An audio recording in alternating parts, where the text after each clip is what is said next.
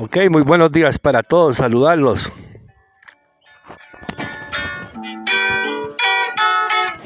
Hoy nos vamos a referir al Evangelio de Marcos. Historias bíblicas de abuelos para los nietos.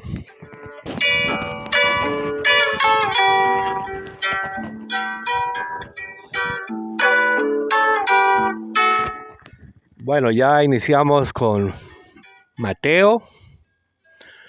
Terminamos Mateo, ahora nos referimos con Marcos.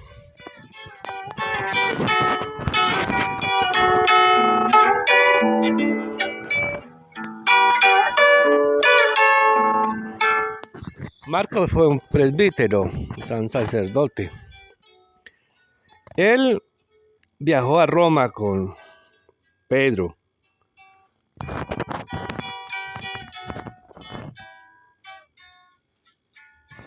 Y desde Roma le escribió a los romanos.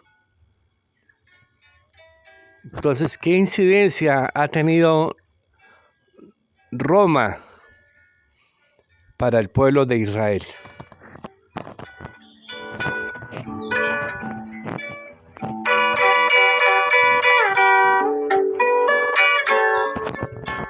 Entonces Marcos nos enseña a mirar el contexto de los pueblos. Y aquí resultan muchas preguntas.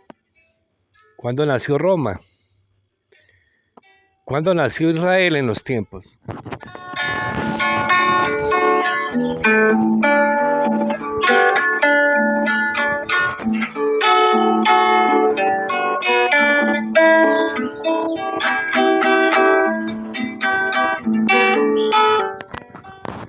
Entonces la venida de Cristo con los evangelios, 4 evangelistas. Marcos no fue apóstol.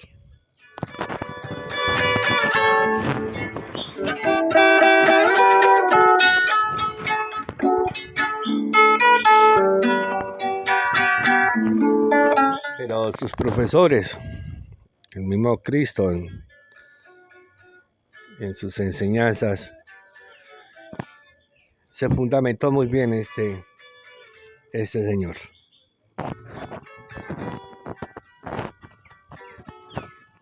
Ya nos referíamos sobre la importancia de Mateo como publicano, como inteligente, un hombre de números, de letras. Y Marcos no es la excepción. Marcos traducía al griego. Entonces, ¿por qué? Porque es que en esos pueblos hay muchas lenguas. Ya vimos la importancia del Medio Oriente para una gran población que existe hoy en día por allá y en los tiempos también.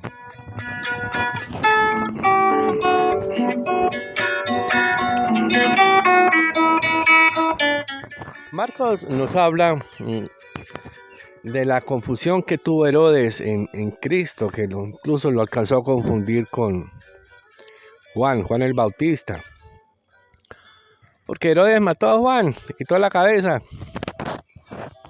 Y cuando hablaban de Jesús, que decían que Jesús tenía poderes especiales, mismo Herodes decía, eso fue que Juan se reencarnó y los poderes que él tiene era de Juan. Yo maté a Juan, no queriéndolo matar incluso.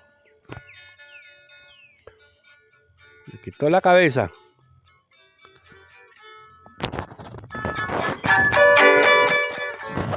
Entonces, Marcos, miramos nosotros todos cómo Jesús es presentado ante Caifás, los sacerdotes.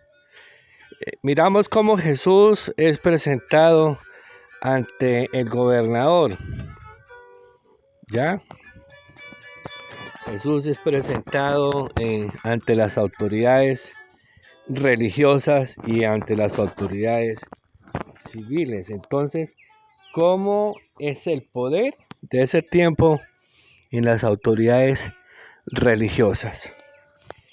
Entonces, tenemos que saber, tenemos que interpretar todos nosotros por qué tenían poder los sacerdotes para decir crucifíquenlo, crucifíquenlo, crucifíquenlo.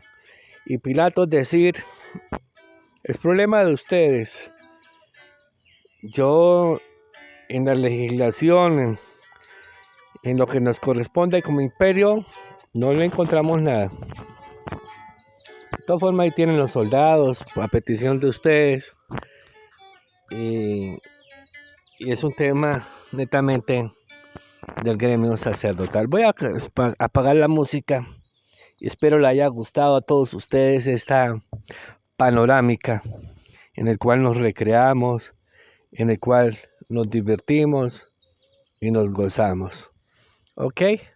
Entonces, muy buenos días nuevamente para todos ustedes. Es un privilegio y un verdadero placer de poder compartir el trasfondo sociopolítico y ya estamos mirando casi que es sociocultural del espacio donde vivía Jesús, creció Jesús, se desarrolló Jesús y sobre todo el pueblo de Israel a través de los tiempos antes de Cristo y después de Cristo. Entonces nos tenemos que remontar a 2500 años antes de Cristo y a 2023, que es el tiempo de hoy. O sea, vamos a hacer un recorrido de más de 4700, 4500 millones de años. ¿Y qué ha acontecido a lo largo y ancho a cada uno de esos naciones, pueblos? Entonces podamos observar que han pasado, un ejemplo, por el pueblo de Israel al tiempo actual, 11 imperios. 11 imperios. Y la independencia de él, entonces digamos que son 12. Entonces, mire, alguien me decía, Humberto, mire, ¿qué es la política? Entonces yo decía, más o menos es lo que a diario hacemos en la casa. Todos los días hay que diseñar, todos los días hay que pensar, todos los días hay que proponer para el tema social, el tema económico de la casa, el tema de bienestar, el tema laboral y tener cada uno de los roles respectivos. Y posteriormente me decía, usted habla de imperios, ¿qué son imperios? Entonces yo le dije lo mismo, lo que sucede en la casa. ¿Ya? Entonces, así es, más o menos. Entonces, miren, ya avanzándonos todos nosotros por el tema político, tema cultural, el tema religioso, tengo que entrar a definir dos cosas para el comentario de cada uno de ustedes. ¿Qué es ser hebreo y qué es ser judío? ¿Sí? ¿Qué es ser hebreo? Entonces, el hebreo consiste en un tema netamente étnico. La etnia es lo mismo, en Israel es lo mismo, Palestina es lo mismo, pero al hablar del tema hebreo es un tema étnico. Y los temas étnicos es la idiosincrasia, es la cultura, es con que la gente, su forma de vivir, su forma de pensar, a veces lo da la geografía, a veces lo da el clima, a veces da todo eso, el mismo contexto donde se viven. Y cada uno de los pueblos tiene derecho a ese tema étnico y tendrán sus principios, sus raíces y son cosas supremamente inamovibles, ¿ya? Pero el tema religioso es el pueblo judío. Entonces, cuando se habla de que ser judío es netamente religioso. Entonces, lo mismo sucede con las diferentes denominaciones religiosas. Todo el mundo sabrá el por qué escoge su religión. Todo el mundo sabrá por qué escoge esa forma de seguir a sus dioses, a su Dios. Y hoy tengo que presentar al cristianismo en los evangelios. ¿Ya? ¿Cuál fue el propósito de Cristo, de Jesús, escrito por los evangelios como contador de historias bíblicas? Entonces eso nos tiene que entrar a revisar paso a paso cada uno de los escritores bíblicos, que ya hemos dicho que las Sagradas Escrituras es digna de muchas preguntas, de muchas interpretaciones, de muchas ausencias, de muchas que quién escribió la Biblia, por qué la escribieron, qué hace falta textos, que la Biblia no sé qué, la Biblia yo no sé qué más, todas las cosas refiriéndose a unos libros sagrados. Al fin y al cabo, ¿qué interesa la Biblia? ¿Sí? Al fin y al cabo. O sea, ese no es tema de discusión. Es un manual que nos orienta, que nos ayuda y esto. Pero siempre me ha gustado una palabra de un sacerdote que dijo antiguamente, en cuya presencia estoy. Entonces, si estamos en la presencia de Dios Altísimo, yo le puedo dar fe y testimonio que Dios mismo nos enseña, Dios mismo nos ayuda, Dios mismo nos da revelación, Dios mismo, ¿sí?, hace que nosotros entendamos al Hijo de Dios, que nosotros mismos entendamos la presencia del Espíritu Santo. Yo no puedo ser santo porque sé leer y los que no saben leer. Yo no puedo ser santo porque he podido comprar una Biblia y la tengo al lado mío, y los que no tienen cómo comprar una Biblia. Entonces, la verdad, yo no soy santo porque escucho la predicación todos los días y voy a la iglesia todos los domingos, y los que no pueden ir, ¿ya? Yo no soy santo porque estoy bañado, cambiado, con fuerzas, y los que están enfermos están en profunda crisis, en profunda situación. Entonces, uno tiene que, ¿verdad?, contextualizar todas las cosas. Entonces, Marcos nos enseña y nos remite a entender al pueblo romano, cómo nacieron, él por qué le escribió a los romanos, por qué cuando mataron a Cristo, a Jesús de Nazaret, el emperador romano estaba establecido en Israel, ¿sí? ¿Y por qué se le permitieron ciertas facultades a los sacerdotes? Entonces, es eso, la exploración del contexto. Por eso he querido sacar un aparte, un momento para hablar sobre estas connotaciones. Recomendación en Marcos. Mire, Marcos escribió igual que Mateo, en unos apartes. ¿Sí? ¿Qué escribió? Escribió sobre el sermón del Monte de los Olivos. Por favor, busquen esas sagradas escrituras, lean y pregunten sobre el sermón de los Montes de los Olivos. Eso va a ser columna vertebral para identificar el futuro. Yo te estoy hablando de tu historia, trayéndola a un presente, es decir, por qué estás como estás. Y si quieres estar en un futuro, en una situación privilegiada de cosas, tienes que mirar las cosas de tu vida personal, dejarte ayudar, dejarte acompañar, ¿sí? ¿Y qué mejor que con Dios? Entonces, efectivamente, estamos haciendo una ilustración de historia antigua en textos históricos, ¿sí?, con una presentación nueva del día de hoy y con un futuro. Entonces, yo necesito hablar posteriormente del futuro, y cuando sea la oportunidad tendré que hablar del sermón del Monte de los Olivos que Cristo dijo. ¿Ya? Esto es muy importante. Mire, en Marcos también encontramos cuando dijo Lucas allá en un texto, dice que son costumbres de hombres o mandato divino. Entonces, ¿qué tenemos por costumbres? Tenemos por costumbres dar gracias a la hora de los alimentos. Tenemos por costumbres orar antes de acostarnos. Tenemos por costumbre la forma de vestir, ¿sí? Los reglamentos que colocan para entrar a las diferentes denominaciones, ¿ya? Tenemos por costumbre la misma bebida, las reglamentaciones que dan.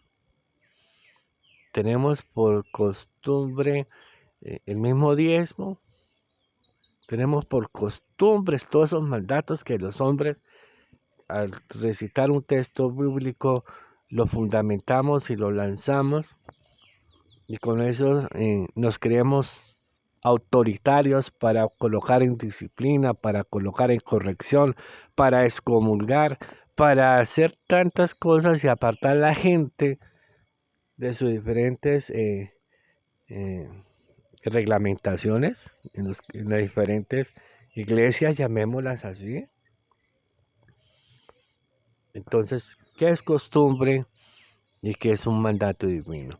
Entonces, si Mateo y Marcos recitan eso, lo dicen, pues parémonos tantico y revisemos esos temas, ¿ya? Sacamos esos temas a mirar y analicen. Entonces les recomiendo mirar eso. En el mismo de Marcos hablamos de la confusión que tuvo Herodes, ya lo había explicado, con Juan Bautista en Jesús. Y en fin, una serie de situaciones que con respecto a los textos que están allí en, escritos en Marcos. En Marcos miramos también la elección de los 12 apóstoles. ¿Cómo se eligieron los 12 apóstoles? ¿Cómo se prepararon? ¿Listo? Entonces, hasta ahí mi invitación a que analicemos un poquito de, de, de Marcos, lo leamos, nos instruyamos y efectivamente podamos nosotros avanzar un poquito en los evangelios. Ya vendrá Lucas, ¿ya? Un poquito de música para introducirnos en los procesos culturales, los procesos religiosos, en los procesos políticos de Roma y de Israel. Entonces lo he titulado El intervencionismo. ¿Listo?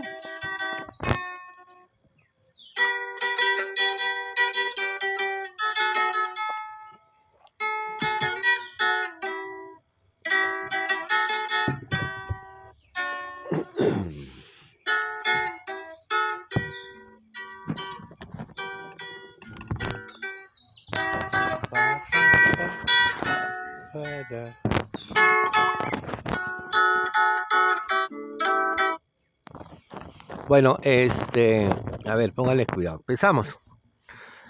2500 años antes del nacimiento de Cristo. Antiguo Testamento.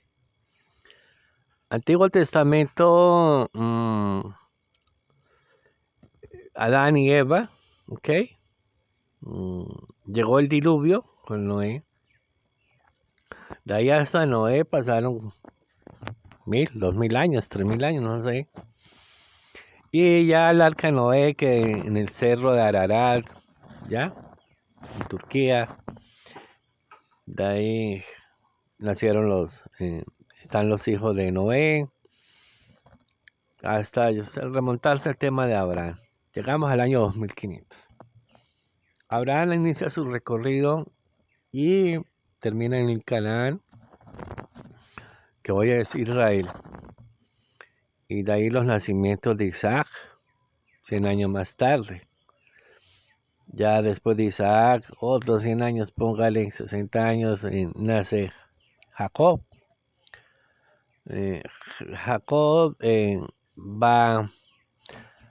termina por el hambruna y eso, el tema de José en Egipto. ¿Ya? Jacob termina en Egipto. Ya Jacob muere en Egipto, ya viene Moisés. Moisés, estamos hablando ya en el año 1527. Ya llevamos recorrido más o menos 1000 años. Moisés saca al pueblo de Egipto. O sea que los 10 mandamientos están más o menos sobre el año 1450. Cuando Dios entregó los 10 mandamientos a Moisés. Ya Moisés, vamos al Canaán, Y en Canaán, la problemática que hubo con estos egipcios, se llaman los faraones, Ramsés II. Allá se dividió el Canaán, estaba dividido con los hititas, ¿ya? Y con los egipcios, mismo Canaán. Entonces se fueron estableciendo las tierras y perfecto, llegó David, 1000 años antes de Cristo. Y aparecen los reinos. ¿Ya? Ya en el año 950 más o menos, donde Salomón decide construir el templo de Dios, el primer templo de Dios, y ya empieza el reino dividido, el reino de Israel. ¿Ya? Palestina, Judea, Israel. ¿Ya? Entonces ya nos estamos aproximando ¿a qué? A más o menos a los años 700. Pongámoslo, año 800 más o menos.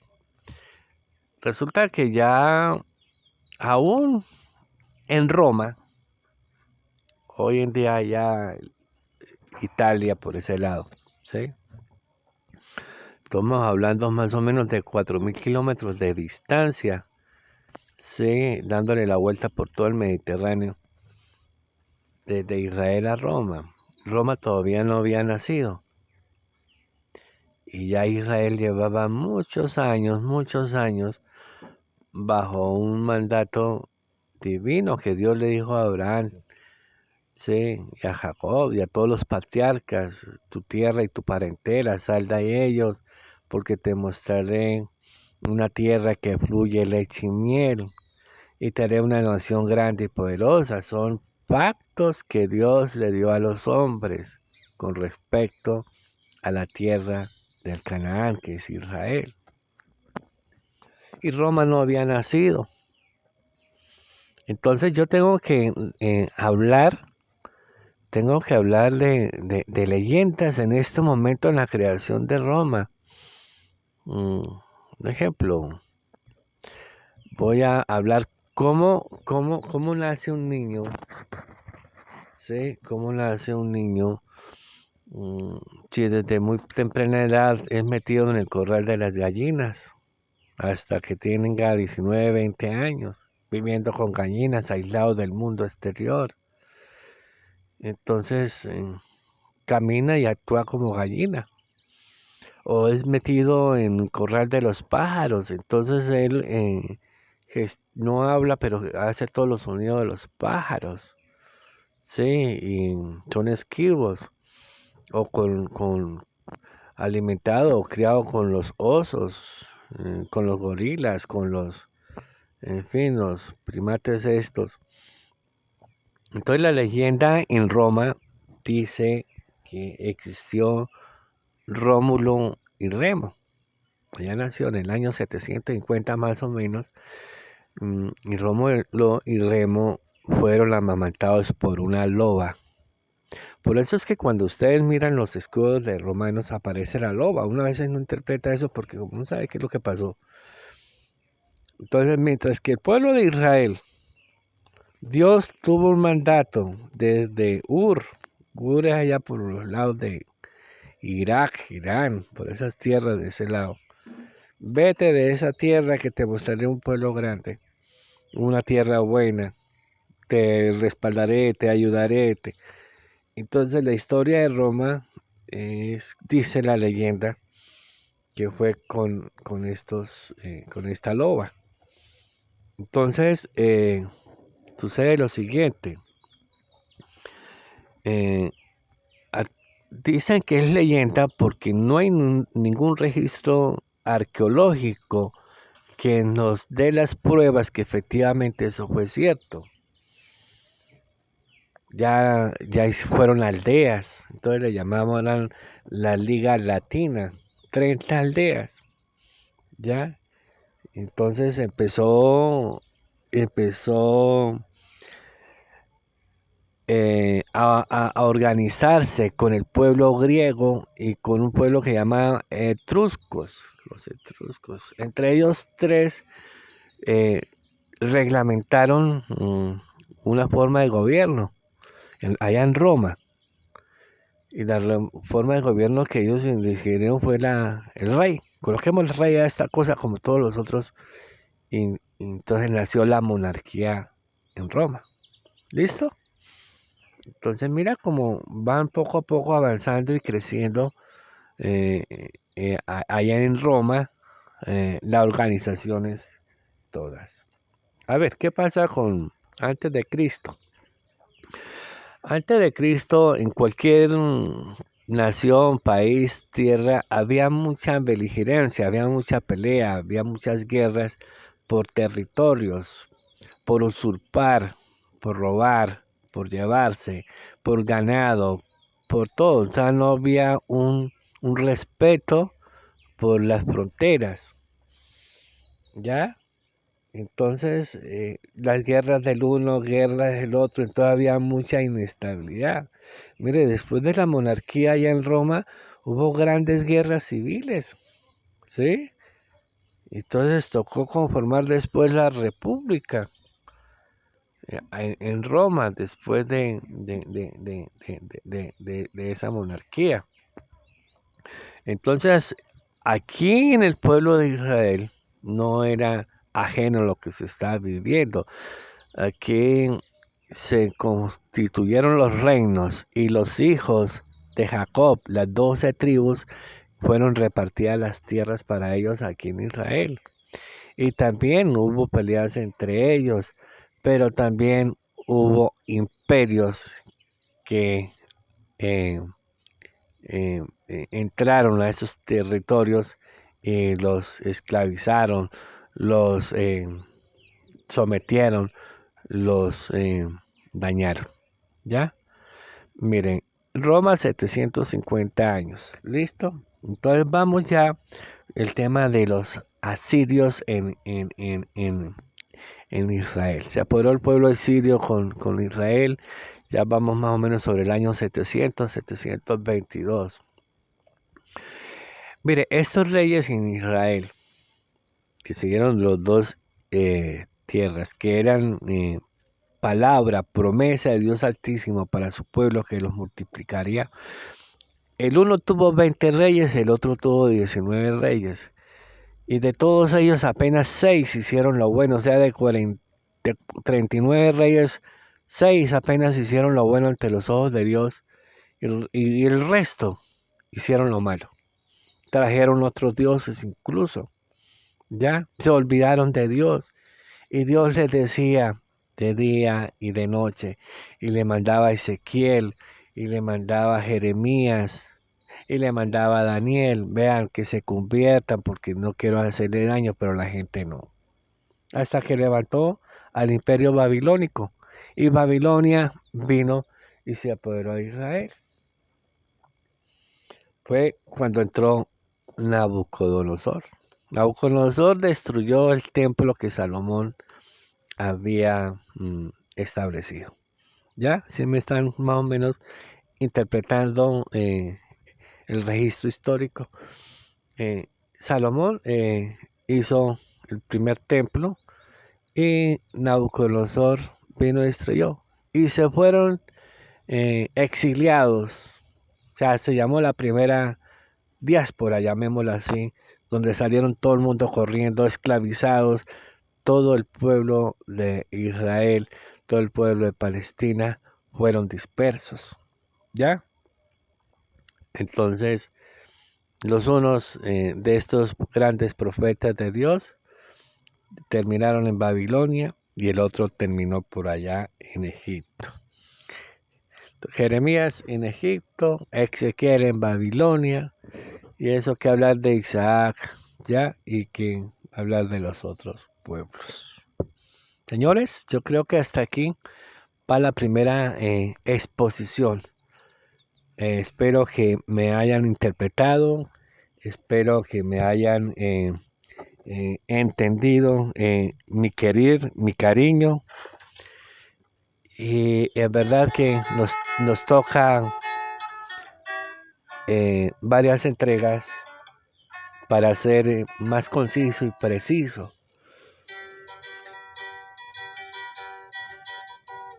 Los sistemas políticos van ligados al sistema religioso y van ligados a los sistemas culturales.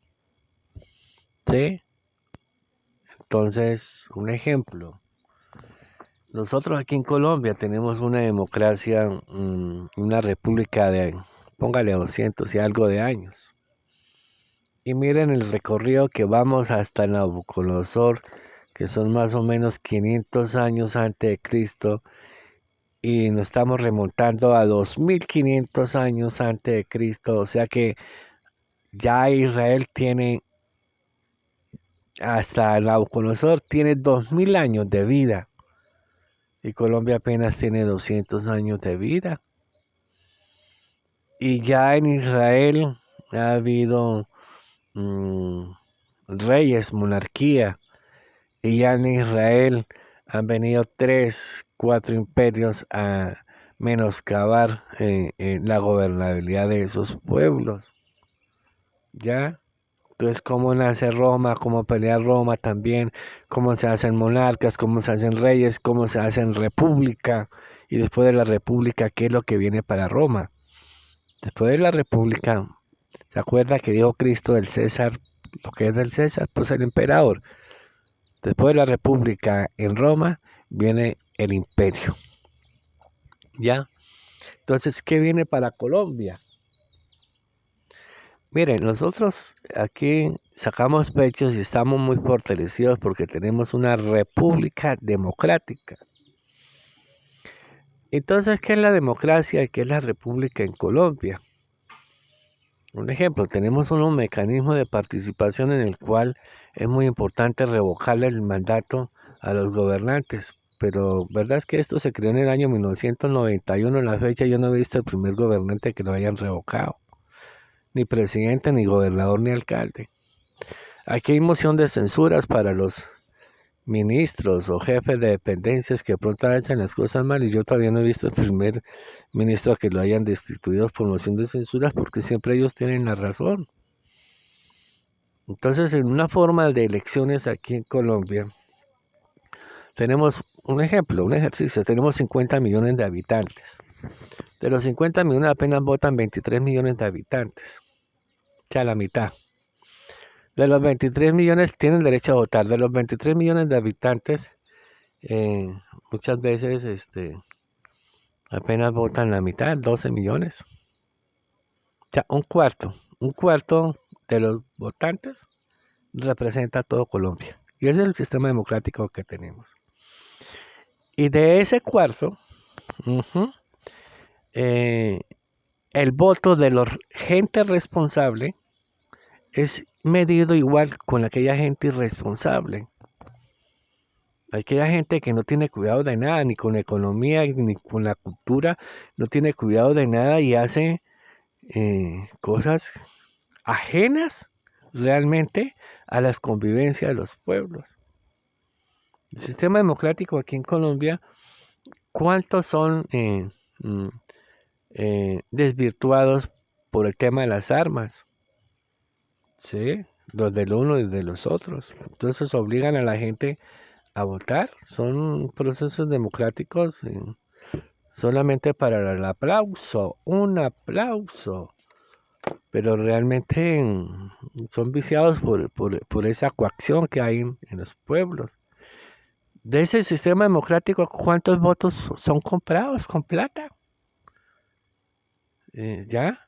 ¿Cuántos sistemas democráticos son presionados porque el hijo necesita trabajar, entonces le ofrecen un trabajo, entonces necesitan reunir 100, 50 votos, 200 votos? Así no le gusta a uno al que vaya allá, pero toca esto.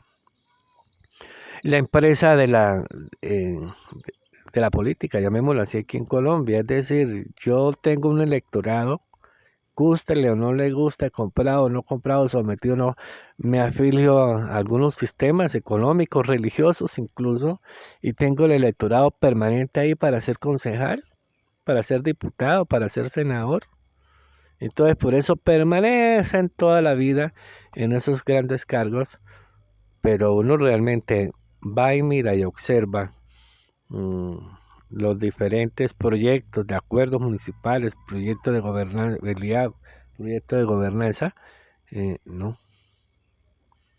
Miren, aquí hay un gran problema actualmente en el ejercicio político aquí en Colombia.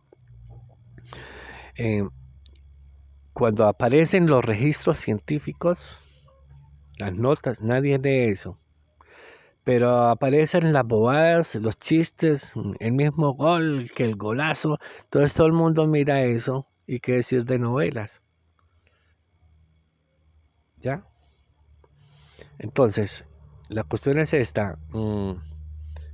A mí me parece que al tiempo que estamos viviendo con el cambio climático, con un montón de cosas, el que nos tiene que gobernar son los científicos, pero los científicos no quieren saber del ejercicio político y los políticos no quieren saber de los científicos.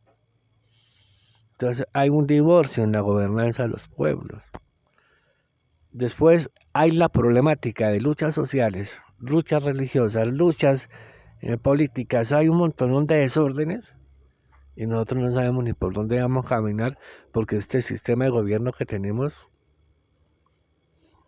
lo dañamos.